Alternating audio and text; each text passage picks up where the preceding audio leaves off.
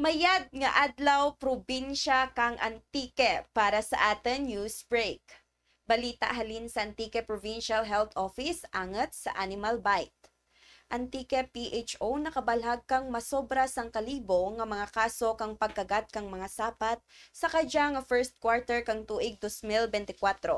Kang nagligad nga tuig nakalista man ang PHO kang 3,843 kang mga na-report nga kaso kang animal bite.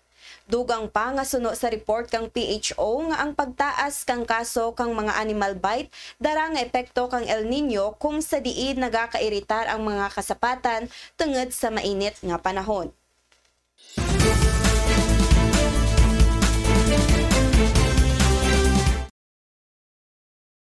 Probinsya kang Antique may 7 ka kumpirmado nga kaso kang pertussis. Base sa nalista nga kaso kang pertussis sa probinsya, may 7 ka kumpirmado nga kaso kag 2 kang suspected nga na-report halin kang Enero 1 tubtob Marso 30, 2024.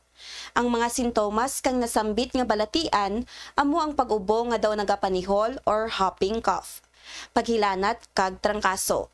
Ang Antique PHO nagapangabay gid nga magpabakuna kontra sa pertussis kag sa tulad may mga bakuna rin nga nakahanda para sa publiko lakip man ang para sa mga kabataan.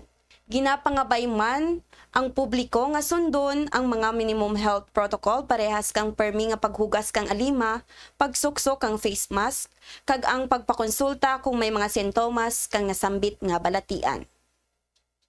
Ako si Manuela P. Samulde para sa Antique News Break.